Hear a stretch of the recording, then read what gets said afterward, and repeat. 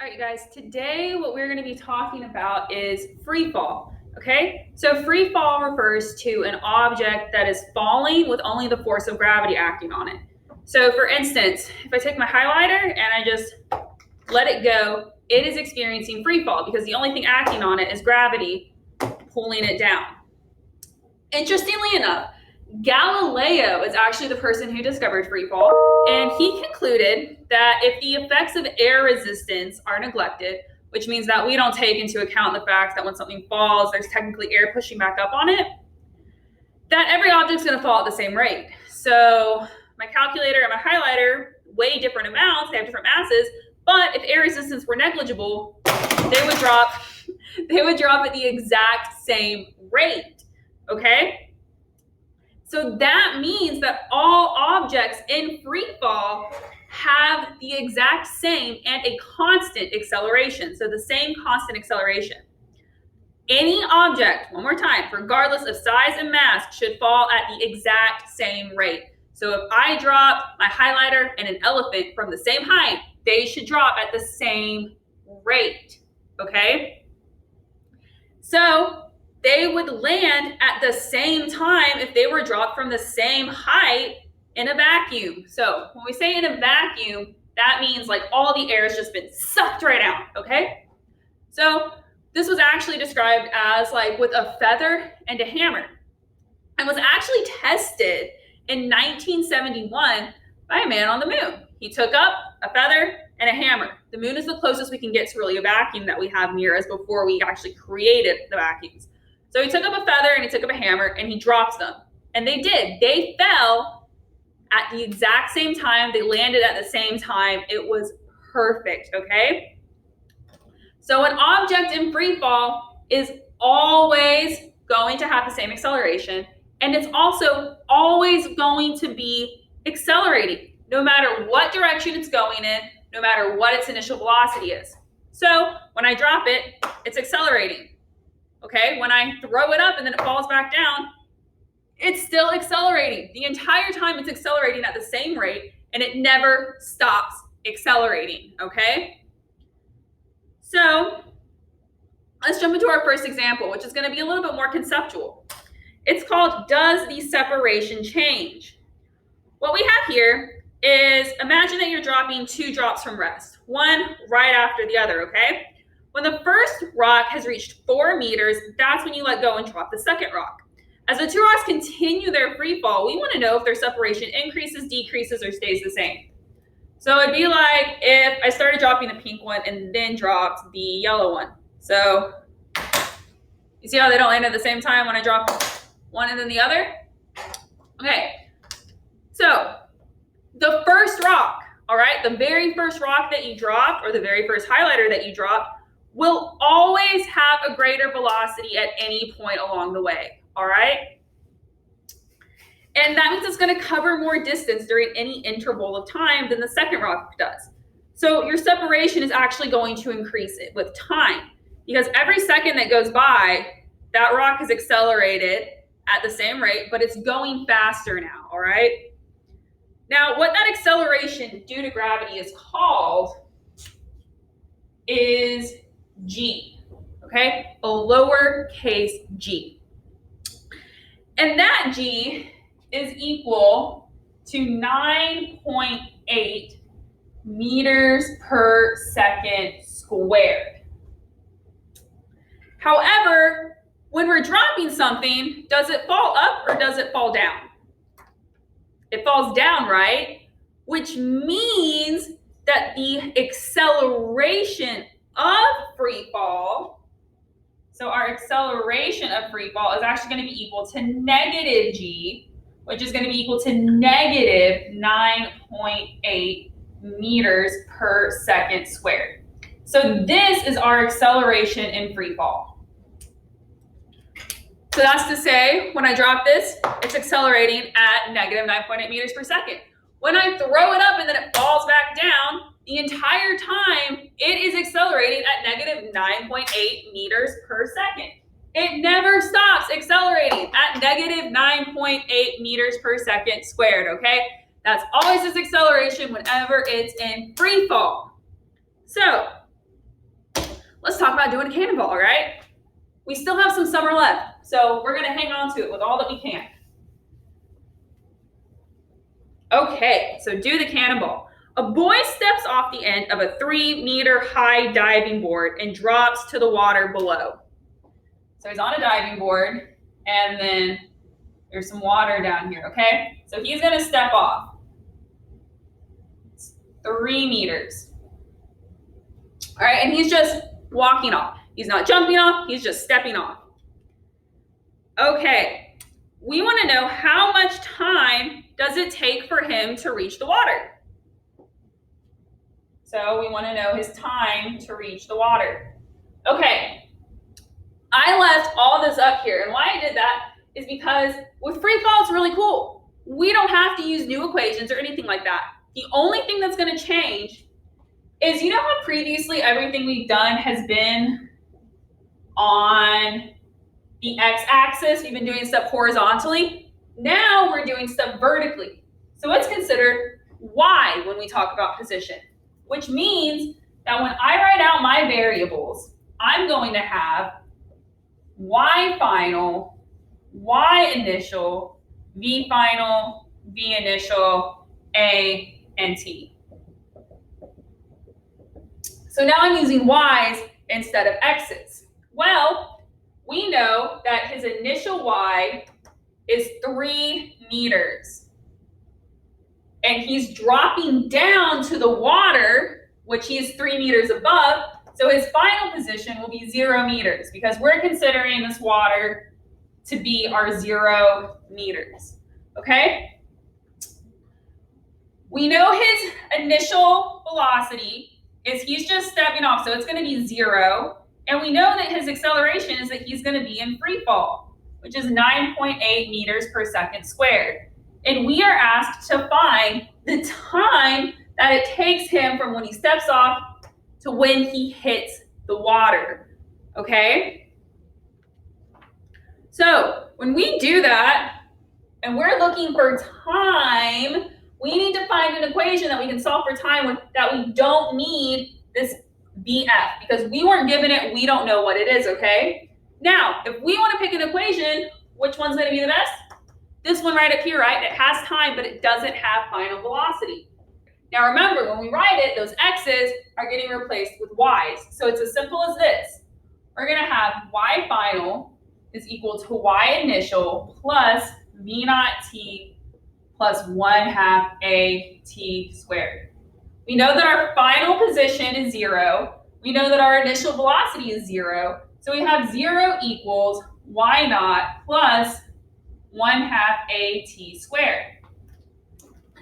Now, we have addition here, and how do we undo addition? We subtract, right? I'm looking for t, so I want to keep that positive. So I'm going to subtract over my initial position to get that negative y naught equals 1/2 a t squared. Now I can multiply by my reciprocal to get negative 2 y naught equals a t squared. Divide by a on both sides so that that a goes away. And then to get rid of the square, remember that that means we're going to take the square root. So we get the square root of negative 2 y naught divided by a is equal to t. We have a y naught, we have an a, we can plug this in. So we're going to do the square root of negative 2 times y naught, which is 3 meters, divided by a, which is our negative 9.8 meters per second squared. Now, when we take that and plug it into our calculator, what do we get? You should have gotten 0.78 seconds, okay? So it's gonna take him 0.78 seconds to hit the water. We're not done though, okay?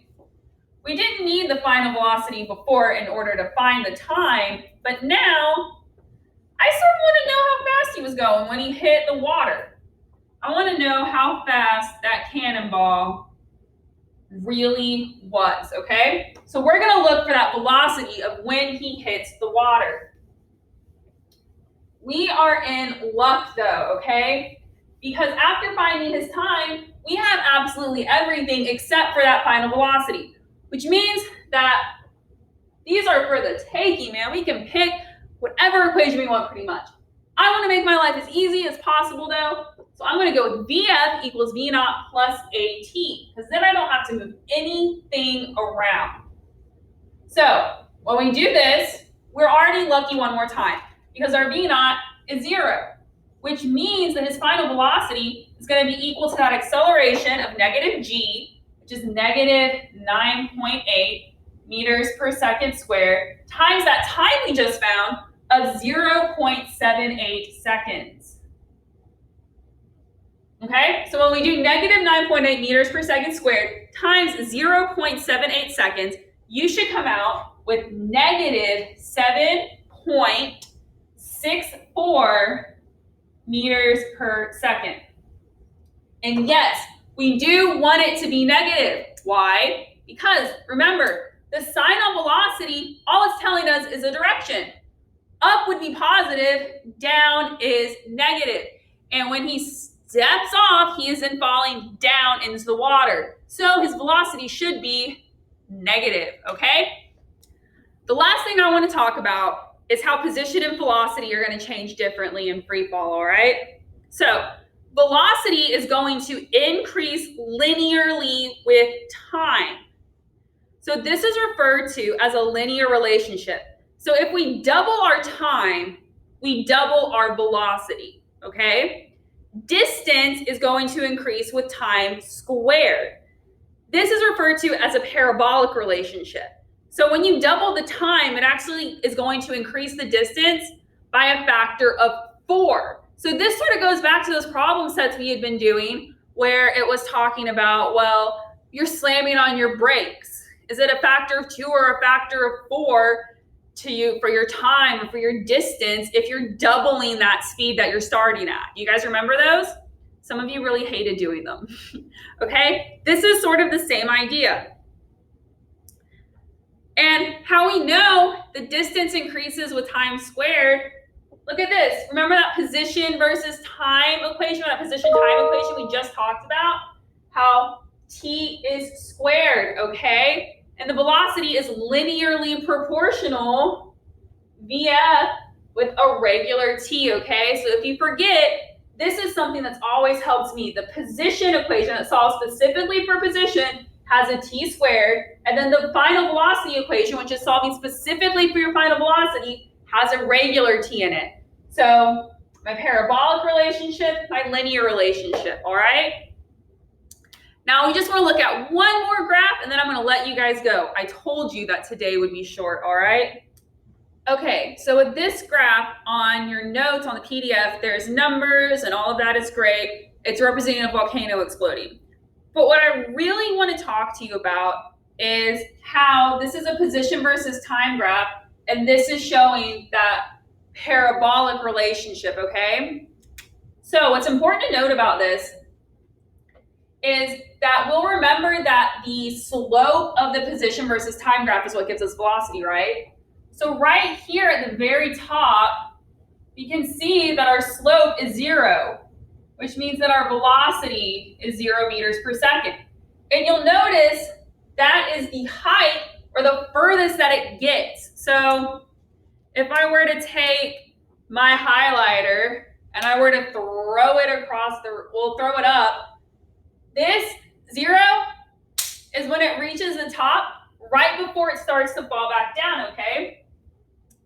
What happens when my highlighter gets to the top right before it starts falling back down is it reaches 0 meters per second. So at the top of something's path in free fall, it's at 0 meters per second. Then it starts falling back down. So all the way up, it has a positive velocity that's getting slowed down, right, by the acceleration going against it, bringing it down at negative 9.8 meters per second squared. Then it finally slows it all the way down to 0, right? And then it starts working with the acceleration. So now it's speeding up. Magnitude is getting larger of the velocity as that acceleration is now in the direction that our highlighter is falling, okay? So positive velocity, positive velocity, positive velocity, 0, negative velocity, negative velocity, negative velocity. And as it goes down, that magnitude of that negative velocity is going to get bigger and bigger and bigger as it falls, because now the acceleration is working with the velocity in the direction that it is heading, okay? So what's really cool about this is at every point on the graph, position-wise, it's going to have the same magnitude of velocity, just with a different sign. So if the magnitude of, if the velocity right here as it's going up, where v equals, like it says on your paper, 19.6 meters per second. When it reaches that exact same height on its way down, its velocity is going to be negative 19.6 meters per second. So as it goes up, it has one velocity, and then as it comes down, when it hits the exact same place, it has the same magnitude. Now it just has the opposite direction, okay? I personally think that's super neat, personally. So when I throw my highlighter up, the velocity that it has, that I'm shoving it off with initially, that initial velocity, when it falls back by my hand, it has that same velocity, just now it has a negative sign with it, okay? Super cool, love free fall. It's a good time. What's really nice is that now all that's happening is we are vertical, right? We're in the vertical direction. So now we need to use y's instead of x's, and we always know that our acceleration is negative 9.8 meters per second squared. There's no new equations. It's just amazing. I love it, okay? I hope you guys all have a fantastic day, and I will see you next time you're here. Bye.